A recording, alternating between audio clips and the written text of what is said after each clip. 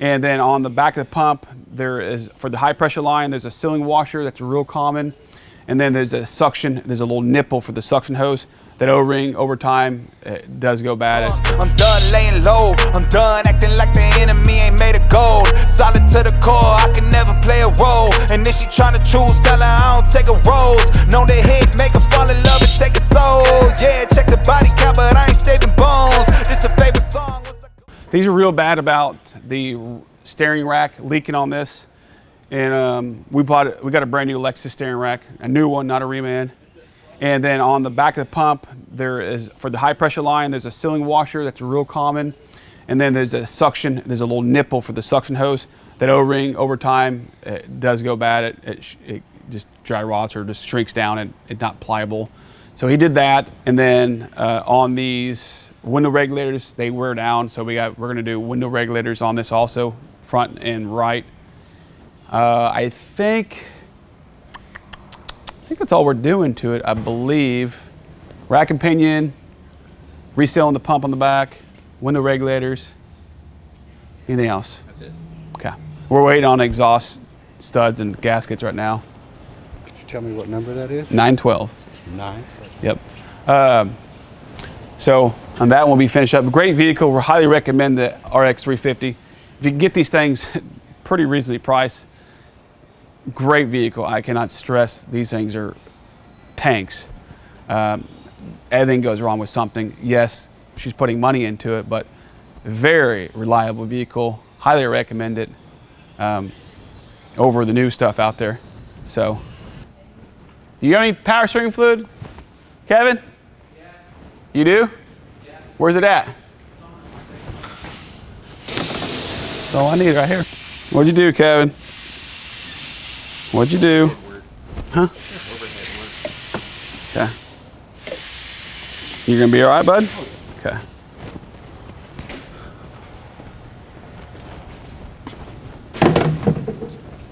Hey, was that air filter good, bud? The outside one, I took a picture and noted it. It looked a marginal, I would say. If it's real hard to get into, let me know. Yeah. If it's hard to get into, I'll have to build labor for him. It's going to be that difficult. If it's easy, then we'll check it for him real fast. No, it's not accessible. Okay. You got to pull the whole glove box to get to it. Okay. It should be on there. Just but not accessible. Glove box. Mm-hmm. Removal. Yeah, air filter picture should be on there. Okay. So, is there a reset on this one? I was fixing to look at it. Yours is? 2022. Frontier, Nissan Frontier? Yeah, Nissan Frontier. Oil level's good, Dave? Yes, sir. Okay. Okay. Brad, where you at on this? Putting the reservoir back in, about to hook up a line to the power steering pump. And Take a lunch with Nick. okay. Nick, take a lunch with your boy. Alright. They have that fluid from GM, the CVT fluid, they have it in stock. BG says it takes 318 and we have 3184, so I don't know if it's the same or not. No, that's the 18. Oh, it is? Yeah. The four is what size it's in. Oh, okay. Yeah, it says that we can use that 318 though. Okay. Yeah, give that to him. There's a little backstory to this. So the customer okayed us to do the job, and they had a third-party warranty company, some no-name company. And the other side is this customer never even put this vehicle in their name. They bought it like 2 weeks before this thing had problems. And the insurance denied it. I mean, of course, they had it, according to their contract, it's covered, but they still denied it. So the customer was like, they called the dealership up and say, hey, I'm giving this back to you. I'm in the process of title forwarding to this Jeep right now. The company called me, the finance company called me, they got their bill. They said they would review it and they would pay for it if they're gonna pick it up. I hadn't heard back from them. I sent them the bill. And I sent them a picture of the vehicle and what condition it's in. So here's what they got a picture of. You wanna see?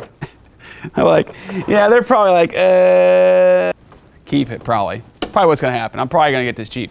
So we'll fix this Jeep and it'll be for sale. And it'll sell in probably 2 days in our market around here. All right, so this is a 18 Expedition, I believe. I think it's been in here. Yeah, it's an 18 Expedition. It's been in here a lot. It's my buddy's. One one of my good buddies' truck. It's their family vehicle. It's got 117,000 miles. Shout out to Bobby. What's up, Bobby? Childhood friend, really good friend of mine, best friend. This came in here. It's always in here. It's always in here for coolant leaks. So the water pump's leaking, and they have extended warranty. He took my advice and bought Route 66, which is a great company for their extended warranty. But his water pump's leaking. They did cover the water pump, and then there's a gasket you got to do for the thermostat housing. He's already had the belts and all that stuff done. I would do the belts, but he's already had them replaced. But they did cover majority of. They don't cover fluids, and I don't think he has any deductible, and they don't cover like shop's expenses. But they took care of it. It was in their contract. They said, yeah, go ahead and fix it, like you're supposed to. So Route 66, I do recommend. They're not as good as they used to be, but they're still a good company. All right, this one here is a 2010 Genesis. It's got the V8 model. He was having some symptoms where sometimes the car would start, it would have all kinds of drivability concerns. It was all kinds, stalling for no reason, surging idle. I mean, and then he got here. He's like, he really got it here. He's like, hey, I don't know if it will start for you again. So we diagnosed it as a bad PCM, but the connector going to it, the larger connector, was just full corrosion. This is all, we're still not done with it, so we're in the middle of this.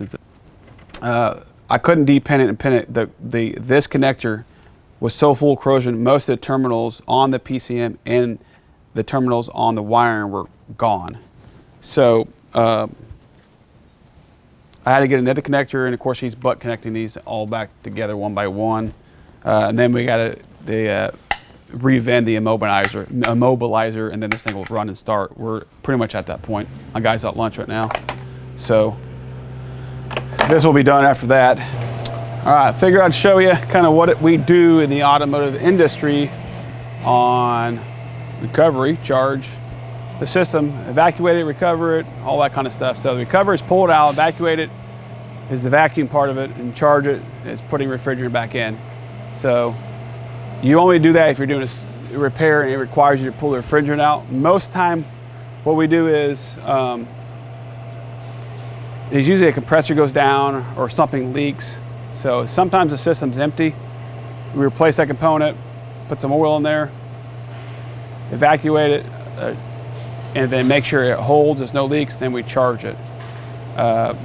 If we had a compressor go bad, we could cover all the refrigerant, evacuate it, repair the compressor, evacuate it, and charge it. Put some oil in there. So there's certain steps, but this machine, it helps a lot. It makes it easy. There's other ways. I have another machine I do it. It's a manual machine that doesn't have all these questions. So it's a backup. This just makes it, you can walk away pretty much and just hit a button. So, but it takes a little time. So, can I get the service stuff? I'll put it on her now when you did it. Do you have it on you? Okay. Okay. Do you know what mileage and what fluid it was so I can update it on here for you? You know, I got a little die grinder in there, and that's what I do. Pounds or Newton meters? 32. Foot pounds or Newton meters? Foot pounds. Foot pounds. Torque it. All good. I'll flush this out a little bit. Oh, God damn it. I gotta stop my snap. Okay, just keep pumping.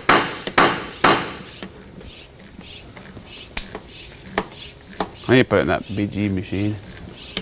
But it's got something else in it. Oh, it should probably take 5. Pump away, brother. Purple your favorite color? You what? Purple your favorite color? No, it's my wife's favorite color. You purpled that up, didn't you, up there? Mm-hmm. I want them low. It's torque. Can't blame me for shit. I did what I was supposed to do. Got purple on it. We're good. Mm-hmm. Here, I'll do that. You want to put that cross member on? Go ahead. Yeah. I'll pump this. He's like, sucker. Over there, right? You gotta go. Like, what the hell's going on here? Why do you have some people in the school? We're trying to finish the cars. Like, we have 2 people called in sick. We have 2 guys sick today, so. I would honestly wait till you guys get it filled up and done because it catches a lot. Okay. Okay, that's cool. We'll do that then. So we're all kind of pitching in and get these cars that got to go out of here. And that's what we're doing. Couldn't call in the deer hunt.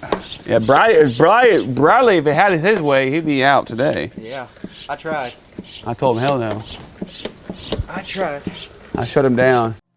Yeah, round by myself, be fine by myself. I don't need no one help, I don't need no one else. Build it by myself, bourbon from top shelf. Yeah, I don't need no one, I don't need no one. Round by myself, be fine by myself. I don't need no one help, I don't need no one else. Build it by myself, bourbon from top shelf. Yeah, I don't even know no one. Yeah, I ain't got no label or a manager. Gotta keep my percentages, gotta keep all my benefits. I don't take no orders, only take orders if it's orders. Never no breach, never no siege. I see I'm putting up borders. Bitch, if you're talking about funds, then I guess I'm a hoarder. Now, stakes been high, took a look at my steak. My steak been looking like Porterhouse. Brand new LLC, new EIN, had to open up more accounts. Guess I'm back in my bag, my bag been looking like more amounts. Default got me like, yeah. Round by myself, be fine by myself. I don't need no one help, I don't need no one else. Build it by myself, bourbon from top shelf. Yeah, I don't need no one, I don't need no one. Round by myself, be fine by myself. I don't need no one help, I don't need no one else. Build it by myself, bourbon from top shelf. Yeah, I don't even know no one. Been an old way until it break and tear. They start getting challenged, then they say that I ain't playing fair. I show them receipts and I don't need them to make it there. Then they get aggressive, but I don't advise they take it there. I'ma come around and every time I level up, I had to let them quit. Some bad noise. Go to too high, cowboy. Come listen to this. You can hear it really bad inside, too. Well, it's coming up from this. Oh, yeah, it might be reverberating. Go ahead, go about 50 or 60.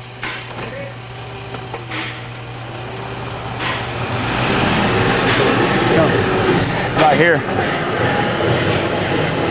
Oh, yeah. That's the, hear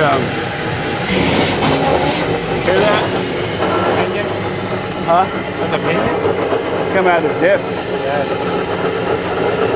That's what we're hearing, that grinding noise. All right, it's good. But man. I can turn it off. Here, you got 2 different problems. I need to see if he's got coverage on this, though. On BG. Rough. That is rough, bro. So you're going to send it in for me? Yeah. So we need both IWEs, the vacuum harness for it, and then, You want to get the vacuum harness for both of them? well, it's all one piece. Oh, yeah. It's all one piece. And then I'll have to check and see if that's under a BG warranty. So we got a 2015 Chevrolet Malibu, and it's got a check engine light. This customer went to another facility. I don't know where they went, what facility. All I know is they didn't even know what it was called. Like, hey, we had something replaced. Well, I did some digging, and they replaced the mass airflow sensor. All they know is they left and the light came back on. She's got like 3 fault lights, or 3 codes for the fault light. The problem is, this is what I was telling, the difference between a quality shop and then a shop, okay? They put some no name, there's not even a name on this mass airflow sensor, nothing. The only thing that's on there says made in China. So obviously, I wouldn't even attempt to go any further because this thing's just garbage, it doesn't even read. So I was like, I need a factory sensor. As you can see here, this one's made in Japan, and it's from GM. It's the only thing I would use. But there's actually some kind of stamping on here, some kind of writing. And you look at the design, it's completely different. It's just, they try to copy it, but it's not even close. It's a replica, whatever you call it. It's a fake sensor. It doesn't work. There's different levels of shops, and the shop that used this sensor is not a high quality shop. It's just they aren't. That's the difference between a high quality shop, a below average shop, is that, and why there's a difference between cost between certain shops. Some shops are higher end, they do better work, they have better quality parts you're using to prevent this whole issue. It would just happen to this customer. Sometimes let's say they charge them $200 to do this job. And I say I would quote them 400, right? Let's say I would have quoted them $400 to do it. Just throwing out numbers. You're high. So they go to this shop here, they spend 200, and they're like, crap, problem's still there. Now I have 2 more codes. I better go back to the shop that quoted me higher and see what they think. Come to me, I'm like, hey, you need a sensor at minimum to start off, and then we can go from diagnostic from there. It may fix everything, I don't know. I have no idea why this shop changed this sensor out. So now she's got to spend the 400 just to get back to where she was. So you think you're saving money, but you're actually spending more. If you just went to the original shop for 400 the first time, problem would have been fixed, yada, yada, yada. And that's just hypothetical. I don't know the numbers. I'm just throwing it out there because just trying to make an example. If you go to a shop, vet it, make sure it's a quality shop, parts are used are good. Because this is right here is what gives the industry a bad name. Someone using a no brand sensor, doesn't even work, customer leaves, code comes back. That's what you're trying to avoid, right? That's what we want to avoid. So I'm going to put an OE sensor in here and see what we have. I have no idea if it's going to fix or not, but I got to fix the sensor. It's got to read properly. I can't DIAG a car when a mass airflow sensor is not even reading anything. So I got to begin with that. And then I can determine if there's an actual fault in the system or not. Like I said, we're going to at a disadvantage because I don't know why they changed the sensor to begin with. So all I know, the customer said she couldn't remember the exact code. So the customer's like, yeah, they had one fault code. They called me. They said I needed a massive flow sensor. They changed it, picked it up. On the way home, the light went on. She's like, I'm frustrated. I don't want to go back. And that's what happens. People get frustrated. They don't even want to come back to you, even for a warranty. They're so upset. They spent good and hard-earned money on you. Now they don't even want to go back because as soon as they pull out your shop, lights on. I mean, there's nothing more embarrassing than that, So the air filter was brand new on here, but they had a bunch of debris and stuff I shook out of it at the bottom of the box. So, but yeah, you got to have a good reading sensor. That mass airflow sensor is a critical sensor. It's a load sensor. A lot of the input's critical to a lot of components, especially transmission shifting, fuel strategy. So you need to have a proper reading sensor. Without that, you're guessing what's wrong with the car originally. So we're going to go back. We're going to clear the codes. We're going to drive it and see what we got. See if anything comes back or it's fixed. They didn't even have a fault code on the invoice they didn't even document it. They just told her what code it was and she couldn't remember exactly. And they changed the sensor, and that's kind of how it went. So, but time short day. We are down 2 techs. They're both sick. That's why I'm out here helping them out. So they're all eating lunch right now. I'm fixing to go eat lunch with them. Too tight. But for this customer, I hope that's all they need, especially because this is the second repair bill they had in 2 days. So we'll find out. I don't know if you'll be around because I think Ashley doing the camera, she's got to go. So she's doing a few videos and she's out. Isn't that right? She's like, yep. She wants to eat too, probably. I'll give this to the customer so they can have it. They know what hopefully they can go back and get their money back for that because that's garbage. Anyways, we're out. See ya.